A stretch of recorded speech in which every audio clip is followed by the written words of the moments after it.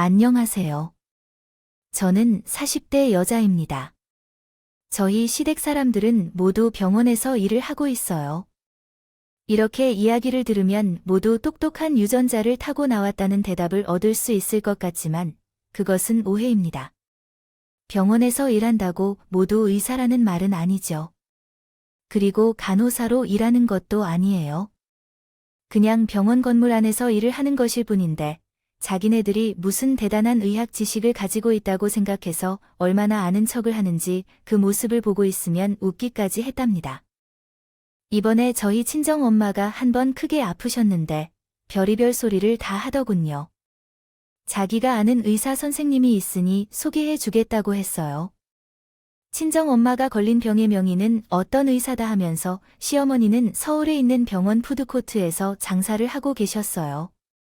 이게 꽤나 돈이 돼서 결혼해서 아이까지 있던 신우도 애를 떼놓고 일을 하게 됐죠. 가끔은 일손이 필요하면 저도 나가서 일을 해서 일당을 받아오기도 했답니다. 저희 남편은 서울에서 유명 대기업에 근무하고 있었고요. 근데 시어머니가 자꾸만 회사를 그만두고 자기가 하는 일을 같이 하자고 말씀하시더군요. 재문아, 회사 그만두고 엄마랑 내 동생이랑 같이 일하는 건 어떠니? 그 부도 코트 일이잖아. 저 요리할 줄도 모르는데 그걸 어떻게 같이 해요? 누가 너보고 주방에서 일을 하라고 하든. 내가 좋은 대학을 나왔잖아.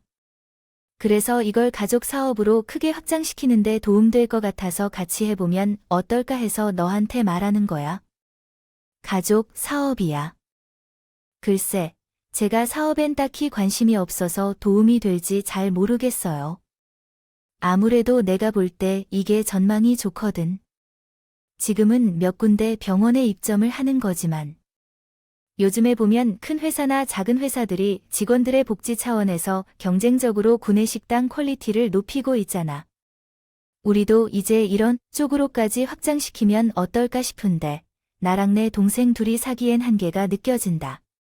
그래서 내 머리 좀 빌려 쓰고 싶어서. 글쎄요. 어머니 말씀대로 사업 확장성은 충분히 있는 것 같긴 한데 구내식당의 경우 큰 기업 급식 회사들도 많이 있어서 가격 측면에서 밀리지 않을까 싶네요. 그래도 어머니가 말씀해 주셨으니 긍정적으로 한번 생각을 해볼게요. 시댁에서 저녁을 먹고 나오는 길에 저는 남편에게 지시 의견을 물었어요. 당신, 혹시 아까 어머니가 말씀하신 거 할 생각 있는 거 아니지? 푸드코트 사원 말이야. 아, 그거 글쎄. 아직 잘 모르겠어. 좀 더 자료 조사해 봐야 알 수 있을 것 같은데. 근데 엄마 말대로 미래 전망은 좋은 것 같아서 괜찮으면 나도 새로운 일에 도전해 보고 싶은 마음은 있어. 안 돼. 절대 하지 마. 우리 애들 이제 고등학교 올라갔어. 사업은 흥할 수도 있고 황망해 버릴 수도 있다는 거 알고 있지? 우리 아빠가 나름 사업을 하셨잖아. 동네에서 꽤 규모가 큰 마트. 하필 내가 고교 때 옆에 큰 브랜드 마트가 생겨서 매출이 줄어들고 형편이 안 좋아지는 바람에 내가 스트레스를 엄청 받았거든. 그나마 외가 쪽에서 형편이 넉넉해서 생활비도 지원해 주셨으니 공부도 하고 대학도 갈 수 있었던 거야.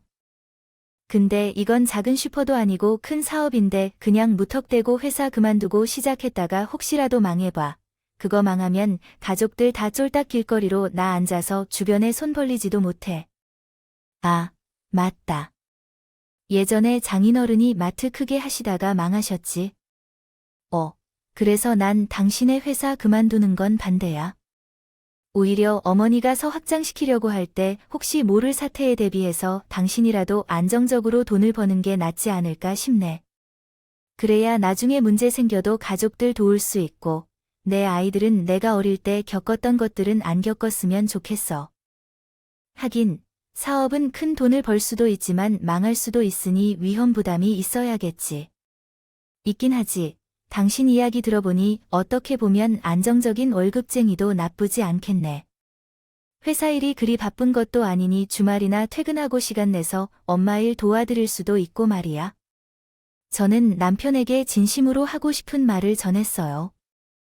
원래도 남편은 돈에 욕심이 있다거나 자기 이름을 걸고 사업하고 싶어 하는 사람은 아니었기에 제 말을 귀담아 듣고 몇 날 며칠을 고민했죠.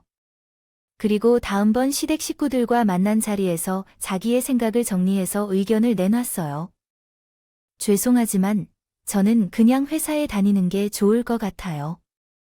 이 사람이랑 상의를 해봤는데 그게 좀 더 나을 것 같아서요. 저번에는 할 생각이 있는 것처럼 말하지 않았어. 이 사람이면 네, 아내랑 얘기해보고 생각이 바뀌었다는 거야 라고 했어요. 네, 제가 말렸어요. 아무래도 사업하기 무리가 있는 것 같아서요. 이 사람 경영할 줄도 몰라요. 원래 딱히 관심도 없었고요. 머리도 좋고 좋은 대학 나온 건 맞지만 그렇다고 회사를 운영 잘한다는 건 아니잖아요. 게다가 이전에는 어머니가 하시는 사업에 대해 관심도 없었고 지금도 충분히 좋은 해 다니고 있는데 굳이 위험하게 도전할 필요는 없는 것 같아요. 위험하긴 뭐가 위험하니. 이미 우리는 안정적으로 수입이 나고 있는데 새롭게 시작해서 돈을 못 버는 것도 아니고 이미 꽤 이름 있는 병원에 몇 군데나 입점해 있는데 대체 뭐가 위험하다는 거냐. 사업이란 게 그렇잖아요. 언제 잘못될지 모르는데 게다가 지금 안정적인 상태로 유지하려고 하는 게 아니라 다른 곳으로 확장시키려고 남편한테 같이 일하자고 하신 거 아니에요. 그럼 지금이랑 상황이 많이 달라질 텐데요. 지금 매출에서 멈춰 있으면 내가 뭐하러내 남편한테 같이 하자고 했겠어. 그냥 나랑 내 신우가 하는 걸로 충분한데 그럼 차라리 심해부님한테 같이 하자고. 하세요. 언니, 제 남편이 오빠만큼 똑똑했으면 같이 하자고 했죠. 그 사람은 머리가 좋은 사람은 아니라서 사업 같이 하자 소리는 꺼내지도 않았어요. 도움이 안 돼서요. 제 남편이 오빠 같았으면 바로 회사 그만두고 해보라고 복돋아 줬을 거예요. 언니는 오빠가 평생 회사 월급쟁이로 살았으면 좋겠어요. 내 말이네. 남편이 큰일을 하겠다는데 좋은 말로 응원해주지 못할 망정초를 치는 거냐? 내가 말하기 전까지는 얘도 할 생각이 있었단 말이야. 그리고 지금 이미 다른 대기업이랑 공기업 구내식당에 들어가려고 알아보고 있는 중이다. 비전이 있다고 내가 돈리도 안 되는 일에들한 그만두고 같이 하자고 했겠어? 어이, 사람도 그 일에 대해 100% 확신이 없으니 안 한다고 하는 거 아니겠어요? 자기가 진짜 잘할 수 있고 사업을 크게 키울 수 있다 판단이 들었으면 옆에서 제가 말린다고 안 했겠냐고? 자기도 자신이 없으니까 그냥 회사를 다닌다고 하는 거겠죠? 남편이 처음에는 함께 사업을 확장시키는 것에 긍정적인 태도를 보였다가 갑작스레 안 한다 선언을 하자 모든 원망의 화살이 저에게로 쏠렸기 남편 길을 막는다 여자를 만나 남편이 더 크게 성장하지 못하게 됐다고 함부로 말씀을 하셨죠. 근데 얼마 뒤 시어머니가 추진하던 다른 대기업 군식당 입점을 따내게 됐고 그 소식을 들은 남편은 시댁 식구들의 사업이 안정적이게 클 수 있겠다며 회사를 그만두고 시하게 됐습니다. 대기업 군식당 입점에 병원 푸드코트 운영 경력까지 가지고 있던 머니의 회사는 그대로 공기업의 직당 입찰 경매에도 참여하여 1년 계약을 따내게 됐죠. 가족끼리 입계약을 축하하는 식사 자리를 가지게 됐는데 거기서 저는 온갖 구박을 받게 됐어요. 이번에 우리 아들 역할이 아주 컸어. 회사를 다녀서 그런지 사업 계획도 잘 발표도 잘하구나. 솔직히 이번 계약 8알이 재문이 다 덕이다. 이번에 월급 말고 상여금 두둑히 챙겨주마. 그니까 난려서 그런 발표는 잘 못하는데 오빠가 정말 잘하더라. 오빠랑 같이 하니까 우리 사업이 이젠 날로 성장할 일만 남은 것 같아.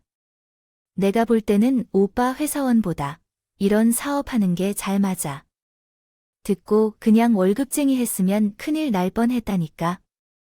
언니는 같이 사는 사람 능력도 못 알아보고 남편 날개를 꺾을 생각을 했는지 저는 가족끼리 사업을 한다니 걱정돼서 그런 거였죠. 이렇게 잘 되기만 하면 좋은데 경기라도 안 좋아져서 매출이 떨어지면 온 가족이 다 같이 힘들어지니까요. 됐다. 넌 어떻게 이렇게 좋은 날에도 비관적인 소리만 짓거리고 있어? 부정하게 왜 또 사업이 잘 안 될 수 있다는 이딴 소리를 하는 거야? 계속 그런 소리 할 거면 넌 그냥 집에나 가라. 시댁 회사가 승승장구하는 모습에 저 역시 기분 좋고 진심으로 축하해주고 싶었지만 반대로 불안한 마음도 커져갔어요. 근데 갑자기 전 세계 역병이 터지게 된 겁니다. 음식을 먹는 곳에 인원수 제한이 생기면서 식당 수용 인원이 부족해지면서 회사에 다니는 사람들이 도시락을 싸서 출근하기 시작했어요. 병원의 상태는 더 안 좋았습니다. 아무래도 입원한 환자들의 보호자나 병문안에 온 사람들이 주로 찾아와서 식사를 하곤 했는데 병문안 자체를 제한하는 곳도 있었거든요. 시어머니가 운영하시던 곳은 일반 식당이랑 다르게 큰 기업에 입점하고 있는 것이라서 타격이 컸어요. 가되어도 임시로 휴업을 할 수 없었고 약속한 시간에는 문을 열어야 됐죠. 인건비는 인건비대로, 입점 수수료는 또 그만큼 내고 있는데 매출이 갑자기 급감하다 보니 마이너스가 심해졌어요. 매출이 나오지 않고 입점은 내야 되니 인건비를 줄이기 위해서 가족들이 총동원되어 음식점에서 일하게 됐어요. 저도 마찬가지였고요. 식당 아줌마들은 일을 하는데 돈도 받지 못하고 일해야 되는 제 자신이 참 촬영하더라. 하지만 딱히 일이 힘들진 않았어요. 아예 손님이 거의 없다시피 했기 때문이죠. 한참 금전적으로 온 가족들이 힘들어하고 있을 때 제일 큰 병원에 입점해 있던 가게 계약 만료 시기가 도했어요. 근데 시댁 식구들은 다시 재계약을 하겠다고 말을 하더군요. 제가 볼 때 그냥 제약하지 않고 나오는 게 이득인 것 같아요.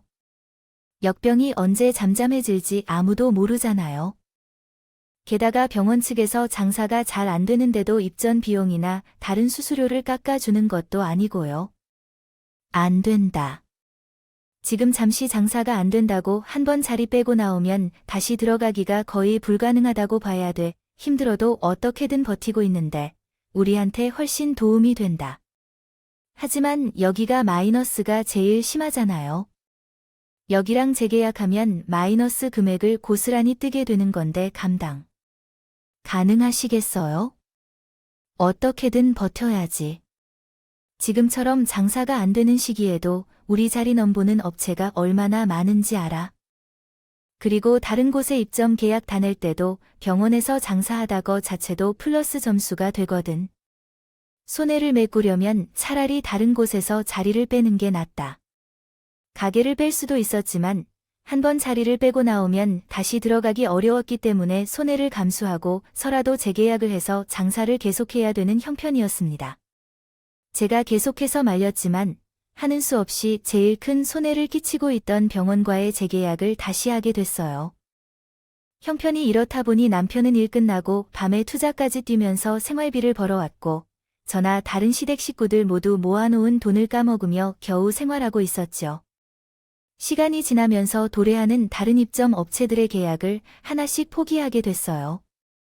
그렇게 힘들게 하루하루 버티고 있을 때 역병이 점차 괜찮아지면 이전보다 매출이 조금씩 늘어가게 됐죠. 일이 바쁘기 때문에 일손이 점점 필요해지기 시작했지만 매장이 많은 상태여서 가족들은 인건비를 최소화하기 위해 식당에서 계속 일을 하고 있었어요. 그러던 중 저에게 날벼락 같은 소식이 전해졌습니다. 저희 친정엄마가 간암 사기 판정을 받게 됐던 것이죠. 평소 건강하셨던 엄마라서 그 소식이 정말 충격적으로 다가왔습니다.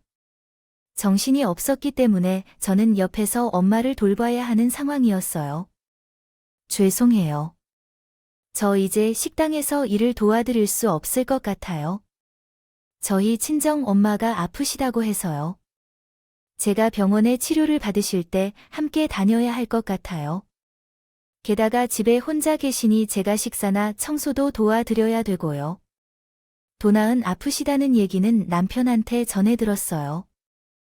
왜 하필 지금 남 사기를 진단받으신지요? 거라니, 딱 역병이 수그러들면서 일이 바빠지는 이 시기에 지금 일손이 딸리는 상태라서 내가 계속 일을 도와줘야겠어. 내가 빠지면 안 되지. 저는 어려워요.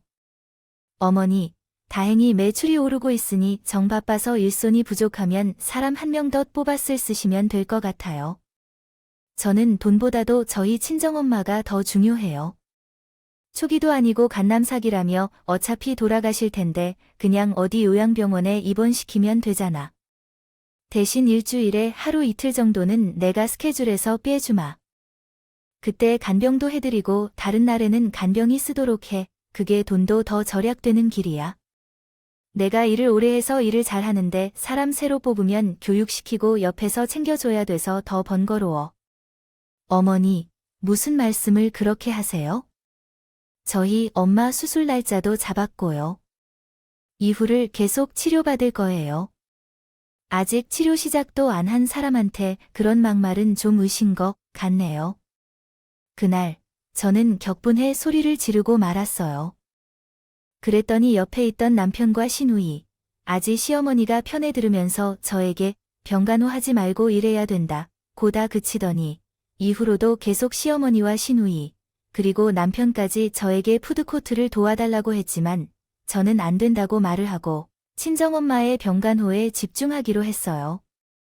병원에서 수술을 하고 입원해 계셨을 때는 옆에서 24시간 내내 붙어 있었고 퇴원을 하고 나서 항암 치료받으러 다니실 때도 항상 제가 모시고 다녔죠. 근데 마침 친정엄마가 수술을 하고 치료를 받는 병원이 시어머니가 입점해 계시던 병원이었고 그리고 항암 치료를 받으러 병원에 갔을 때는 늘 거기서 꼭 식사를 해야 됐죠. 제가 자의적으로 간 건 아니었어요. 너 오늘 병원에 항암 치료 받으러 오는 날이지? 오늘은 예약을 몇 시에 했어. 오늘 병원 가는 건 어떻게 하셨어요? 10시쯤에 항암 치료받기로 했어요. 당연히 사도 나은 병원 가시는 데네 남편한테 물어서 내가 미리 체크했지만 우리 식당에 가서 먹고 가라 알겠지. 제 친정엄마와 병원에 가는 날을 귀신같이 아시고는 전날이나 당일 아침 일찍부터 전화를 해서 저에게 꼭 자기 식당에 와서 밥을 먹고 가라고 단단히 말씀하셨어요. 가끔 치료가 예보다 늦으면 친정엄마를 모아 병까지 찾아와서 푸드코트로 데리고 가기까지 했습니다. 병원에는 시어머니와 신우가 늘 요리를 하고 있었는데요. 제가 식사를 하러 가면 꼭 둘 중 한 명이 나와서 저희 모녀가 식사를 하는 내내 옆자리에 앉아 듣고 있었어요. 사건을에는 어떠세요? 많이 되셨대요. 오래 먹어봐서 척하면 척인데 보니까 전보다 얼굴이 많이 좋아지셨네요. 네, 의사 말이 수술도 성공적으로 됐고 항암 치료 효과도 다른 환자들에 비해 괜찮다고 하셨어요. 다만 연세가 좀 있으시고 원체 몸이 허약한 체질이라서 체력 관리를 좀 더 잘해주는 게 필요하다 하시더라고요. 그래, 그거 참 다행인 소식이나 그건 그렇고 오늘은 병원비가 얼마나 나왔어? 저번과 같아요. 치료받은 거 쭉 받고 약도 저번에 그대로 처분받았고요. 그러니 병원비도 저번이랑 똑같죠. 시어머니는 방금까지 힘든 치료를 받으셔서 기운이 없는 친정 엄마에게 귀찮게 이것저것게 물으셨어요. 친정 엄마는 대답할 기운도 없으셨기 때문에 제가 대신 답변을 했고요. 얼핏 들으면 친정 엄마의 건강이 걱정돼서 하는 질문 같아 보였지만 본질은 늘 돈이었습니다. 치료비는 얼마가 나왔냐 이런 식으로 늘 말을 맞추셨죠. 근데 이날은 도를 지나치는 말씀을 하시더군요. 그럼 치료는 언제까지도 받아야 된다니 치료에 대해서 의사가 다른 얘기는 없었어. 뭐, 치료하는 텀을 늘린다던가, 방식을 바꾼다던가, 그런 거 말이야. 글쎄요, 예후가 좋다는 말씀만 하셨고 다른 이야기는 없으셨어요. 그나마 예후가 좋다고 하지만 아직 병원비가 줄지 않은 모양이구나. 보험금 받은 건 거의 다 쓰지 않았어. 사돈어른 재산으로 남은 치료 다 받을 수 있는 건 맞아. 벌써 남을래? 우리 아들 돈 거에 쓰는 건 아니지. 사돈, 그런 말씀하지 마세요. 저도 모아둔 재산이 있어 자식한테 손 안 벌려도 평원 다닐 수 있어요. 그래도 모르죠. 이렇게 치료가 길어지면 언젠간 가지고 계신 돈도 떨어질 텐데. 그럼 하나뿐인 자식이 돈을 대주는 게 맞잖아요?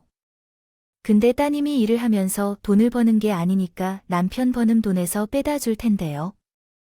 아픈 친정 엄마 앞에서 대놓고 병원비 낼 수 있냐면서 말하는 건 물론이고 돈이 아무리 없어도 자기 아들 돈은 쓰지 말라고 하시는데 참 어이가 없더군요. 어머니, 무슨 말씀하고 싶은 건지 알겠어요. 근데 걱정하지 마세요. 아직 보험금 받은 거 많이 남아서 치료비 신경 쓰지 않으셔도 됩니다. 근데 정말 너무 하시네요. 이런 게 궁금하시면 저를 따로 불러내서 물어보셔야 되는 거 아닌가요? 내가 돈이 있는지 내가 어떻게 알아? 돈 있으면 자식한테 돈 들킬까 봐 없는 척하고 돈 없으면 자식이 부모를 모른 척할까 봐 있는 척하는 게 부모다. 내가 잘 모를까 봐 직접 여쭤보는 거 아니야? 그날 이후로 시어머니가 너무 짜증이 나서 친정엄마의 치료 일정을 남편에게 그리고 시어머니에게도 말을 안 하고 병원에 갔어요. 치료를 다 받고 주차장에서 차를 빼려고 하는데 누가 제 차 앞을 떡하니 막고 있는 겁니다. 자세히 확인해 보니 그 차는 시어머니의 자동차였다. 너 오늘 병원에서 치료받으러 오는 날이라고 말 안 하지 않았어. 제가 늘 어머니한테 스케줄 보고를 해야 돼요. 말씀 안 드리고 올 수도 있는 거죠. 나한테는 말을 안 해도 내 남편한테는 일러줘야 되지 않아? 내 남편은 오늘 아침까지만 해도 사도 날은 병원 가는 날 아직 안 정해진 것 같다고 하던데. 내가 마침 일하다가 화장실 가는데 익숙한 뒷모습이 있어 쫓아갔다. 너더라. 너 일부러 내 남편한테 말 안 했지? 내 남편이 알면 나한테 말하니까 내가 매번 병원대 어떤 카드로 긁었는지 영수증으로 확인하니까 너 몰래 온 거 맞지? 오늘은 내 아들 카드로 돈 냈어. 머리털도 없고 치도 없고 모녀가 추하게 돈 없으면 돈 없다고 솔직히 말하고. 그리고 돈을 빌리던가 해야지. 뭐래 쓰다니. 아니에요. 어머니가 제가 병원에 올 때마다 식당에 데려가서 음식 먹이셔도 당연히 친정엄마 카드로 냈고요. 저번에도 말씀드렸다시피 저희 엄마 아직 돈이 많으세요. 제가 금전적으로 지원해 드리지 않아도 된다고요? 그래요. 그럼 영수증 좀 보여 줘 봐라는 말은 못 믿겠고 내가 아직 좀 내 역서를 봐야겠다. 그건 제 카드로 살 때 이야기죠. 친정 엄마가 돈을 내는 건데 가격에 적을 필요도 없잖아요. 이런 이야긴 필요 없고 내가 돈을 내지 않았던 증거를 가져와 봐. 다시 병원에 가서 진료비 내역을 달라고 하면 되잖아. 지금 다시 병원에 가서 대기표 뽑고 영수증 좀 받아오라고요. 시간 한참 걸려요. 제가 다음 치료받을 때 이번에 돈 낸 거 내역까지 뽑아다가 보여드릴게요. 지금은 저랑 친정 엄마 둘 다 배가 너무 고파서 안 될 것 같아요. 너 지금 나한테 거짓말하는 거지? 너 오늘은 우리 아들 카드로 긁은 거 맞지? 근데 나한테 들켜서 영수증이 없다고 하는 거잖아.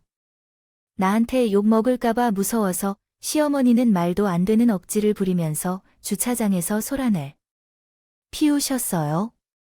저와 시어머니 차가 한 대 엉켜있는 바람에 다른 차들이 움직이지 못하는 지경에 이르렀고 뒤에서 클렉션 소리가 빵빵 울리고 있었죠.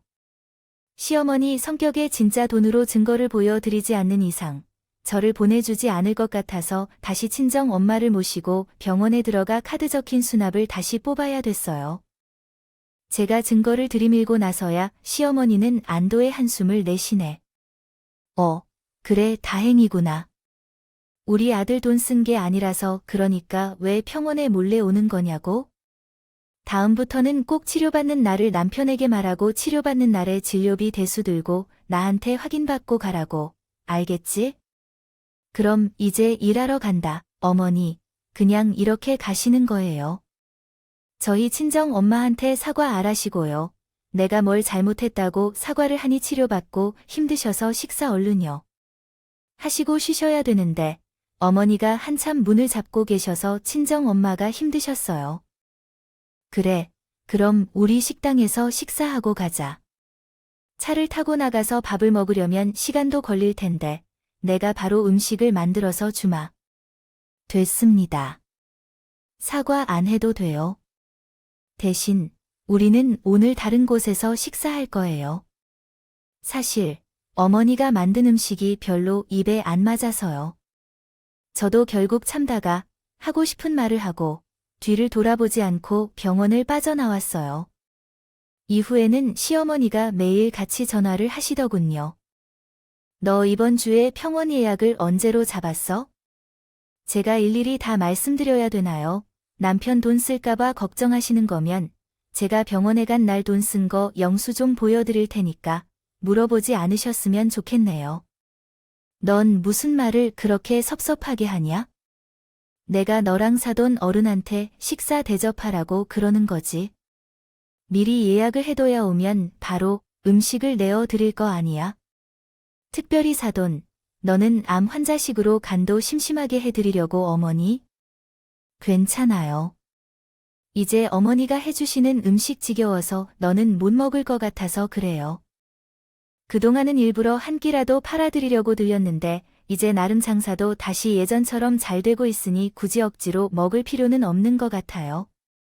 저흰 다른 음식 알아서 먹을 테니 사양할게요. 뭐라고 시어머니가 며느리 밥상 처해주는데 맛없다 지이다 그딴 소리가 나오냐? 맨날 나 그릇 밑바닥 보일 때까지 싹싹 긁어 먹더니 이제 왜 딴 소리야? 일부러 그런 거였어요. 제가 조금이라도 남기면 뭐라고 하실 것 같아서요. 그래서 친정엄마가 맛없다고 못 먹겠다고 음식 남기는 것도 제가 배고프다고 하면서 덜어 먹은 거고요. 이자는 남편에게도 시어머니에게도 대병 가는 날은 말하지 않고 치료를 받으러 다녔어요. 시어머니 연락은 일절 받지 않았습니다. 안 왔고요. 그랬더니 그 뒤로는 남편이 시어머니처럼 절에 들들 더군요. 요즘에도 계속 장모님 치료받으러 병원에 다니고 있지. 근데 요즘은 왜 언제 간다고 나한테 말 안 하는 거야? 그거야말로 스케줄을 어머니한테 다 말하니까 그렇지. 당신이 알려드리면 어머니가 기다가 나랑 친정 엄마를 푸드코트로 대가시 엄마가 장모님한테 식사 함께 대접하고 싶어서 그러는 건데 그게 불만이야. 내가 전부터 계속 말했잖아.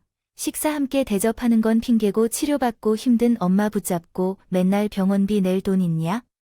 오늘 병원비는 누구 돈으로 냈냐? 그거 물어봐서 엄마가 불편해 하신다고. 그거 이러니까 장님이 돈 내실 수 있는지 걱정돼서 엄마가 물어보는 거지. 그치, 걱정되시겠지만 우리 엄마 치료받으러 가는 날 말씀드리는 거 아니야. 병원비 누구 돈으로 결제하는지 확인하려고 현금으로 내면 현금을. 친정엄마 통장에서는 내역까지 보여달라고 하셔서 카드 결제까지 하고 있으니까 걱정 마. 뭐 그래, 오늘 솔직히 한번 말해보자. 당신, 나 몰래 내 돈으로 장모님 병원비나 생활비 되고 있지 그렇지? 아니 절대 아니거든. 내가 내 돈을 왜 쓰냐? 그럼 대체 병원비랑 생활비는 어떻게 충당하는 거야? 당신은 직장을 그만둔 지 한참 됐으니 몰래 모아둔 돈도 없을 거고 보급 나온 건 거의 다 쓴 지 오래일 텐데 암치료 비용이 한두 푼도 아니고. 내가 그간 푸드코트에서 했잖아. 그때 일한 인건비 모아둔 거 있지? 사실 저는 그런 돈을 모아둔 적은 없는데. 남편 열받으라고 이렇게 말했죠. 뭐라고? 당신, 우리 힘들 때 이런 거 돈 받아가고 있었어. 그건 내가 며느리로서 해야 될 도의를 한 것뿐이잖아. 그걸 돈으로 계산해서 보상받으려고 하다니 너도 참 이상한 여자네. 요즘 다시 장사가 잘 돼서 일손이 많이 부족해. 그래도 아직 마이너스 난 거 메꾸려는 한참 멀어서 사람 쓰긴 좀 부담스럽다고. 그러니까 당신도 이제 식사일 도와주고 노인 내 병가는 마의 시간 낭비하지 말고 생활에 도움이 되는 일을 해라.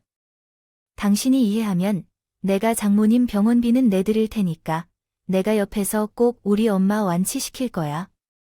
그래서 내가 바빠서 내 사업 도와주지 못하겠다. 됐어. 그만해. 간암 사기가 완치되는 게 쉬운 줄 알아? 그냥 연명 치료하고 있는 거잖아. 그럼 그건 내가 나물에 빼다 쓴 병원비랑 당신이 식당에서 일 안 해서 피해본 금액으로 너네 엄마 장례식 끝나면 그거 다 나 줘야 될 거다. 알겠지? 남편은 친정 엄마 장례식 얘기까지 꺼냈고 게다가 시어머니와 마찬가지로 제가 자기 돈은 몰래 빼다가 엄마 병원비와 생활비에 보인다고 생각을 하고 있더라고요. 아무리 아니라고 말을 해도 통하지 않았어요. 이날 남편이랑 대판 싸우면서 저는 그간 보지 못했던 남편의 모습을 발견하게 되면서 꽤나 충격을 받게 됐습니다. 모전재전이 아는 말에 맞게 시어머니와 판박이독은 저희 엄마 목숨을 가지고 함부로 말하는 모습에 저는 이혼을 결심하게 됐어요. 제가 이혼 얘기를 했더니 남편은 제가 먼저 그 이야기를 하길 기다리기라도 한 듯이 얼씨구나, 좋다 하며 바로 통일을 해주더군요. 게다가 딱히 나눌 재산도 없었던 터라 저희는 생각보다 빠르게 합의에 이를 수 있었어요. 다행히 이혼은 하고 정마 증상은 많이 좋아지셨습니다. 근데 얼마 뒤에 시어머니에게 전화가 왔어요. 예, 너희 친정엄마 신문에 나온 거 봤어? 여기 기사 내용이 정말 사실이냐? 아, 신문 보시고 전화하신 거세요. 맞아요. 거기 나간 기사 내용 그대로예요. 아니, 너네 친정집이 이렇게나 부자였다고. 그냥 부자가 아니라 재력가 수준인데 너 왜 그동안 말 안 했어? 이 정도면 너한테도 땅 좀 물려주신 거 아니야? 너 왜 이혼할 때 말을 안 했어? 그랬으면 최산 분할하면서 우리 아들이 너한테 돈 좀 받아냈을 것 같은데 일부러 돈 떼 주기 싫어서 숨긴 거 아니야? 저희 친정 엄마는 가지고 계신 땅이 꽤나 많았어요. 외은 대대로 부자였는데 엄마가 외동딸이라 그것들을 다 신 거죠. 그런데 암에 걸려 병원에 통원 치료하러 다니시면서 병원에서 치료받고 있는 아이들이 자꾸만 눈에 들어오셨다고 해요.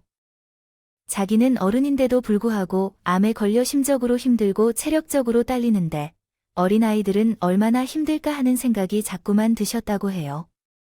그래서 친정엄마는 가지고 있던 재산의 절반을 다니던 병원에 기부하셨어요. 그 금액이 워낙에 커서 병원장이 친정엄마에게 감사를 표시하게 이르렀죠. 그때 신문에서 인터뷰 요청이 있었대요. 같이 들어왔고 평소 같으면 이렇게 나서서 조율하시는 걸 알리는 분이 아닌데 다른 사람들에게 선한 영향력을 끼치고 싶으시다고 흔쾌히 인터뷰에 응하고 신문에 자신의 얼굴에 실리는 것도 허락하셨어요. 그리고 그 신문은 병원 곳곳에 비치됐고 전 시댁 사람들이 그 기사를 보고 놀라서 저에게 전화까지 하게 된 것이었죠. 저희 엄마 아직 저한테 아무것도 안 물려주셨어요. 그리고 앞으로도 그럴 거고요. 기사 못 보셨어요. 재산의 절반을 기부하고 나머지 절반도 다른 곳에 기부하려고 알아보고 있다고 쓰여 있잖아요. 그래, 내가 그거 보고 너한테 이야기하는 거야? 어떻게 자기 재산의 전부를 사회에 환원한다고 말을 하니? 그것도 신문기사에 인터뷰를 한 거면 진심인 것 같은데. 너한테 이미 어느 정도 물려줬으니까 자기가 가지고 나머지도 기부한다고 한 거 아니야. 자기 자식들한테 하나도 안 밀려주고 남한테 준다는 게 말이 되니? 저희 재산 분할할 때 서로 가지고 있는 재산 목록 다 확인했어요. 전 남편한테 한번 물어보세요. 그리고 유산으로 상속받은 건 이혼할 때 나눠야 할 재산에 속하지도 않아서 설가 엄마한테 물려받은 땅이 있어도 나눠야 할 의무가 없네요. 이것 때문에 이혼한 저한테 뜬금없이 전화하신 거예요. 대판 싸우고 사이 안 좋게 끝냈던 전 며느리한테 재산 분할도 제대로 안 했다고 따지려고. 아니야. 그건 그 궁금해서 물어본 거고.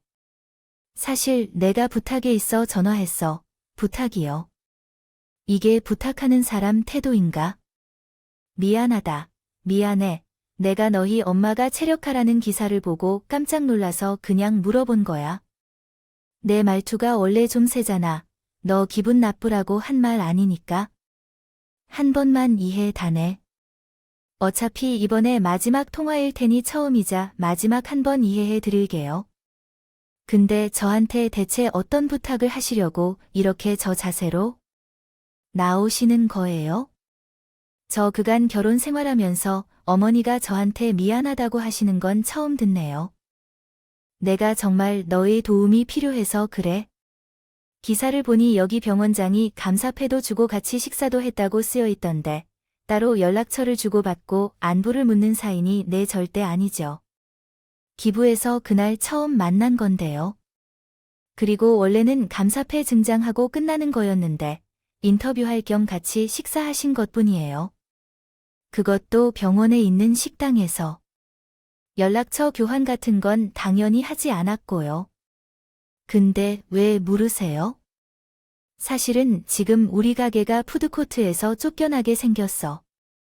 마전이 상으로 고객 평가를 했는데 우리 가게가 최저점을 받았다지.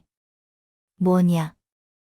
매출도 점점 떨어지고 있었는데 그래서 이번에 재계약을 안 해준다고 나가라고 하더라고. 그래서 너한테 병원장 만나서 우리 재계약해달라고 부탁 좀 해달라 하려. 했지? 음식점에 음식이 맛없어서 사람들이 안 사 먹어 쫓겨나는 건데 그걸 저한테 막아달라 부탁하시고 전화했다고.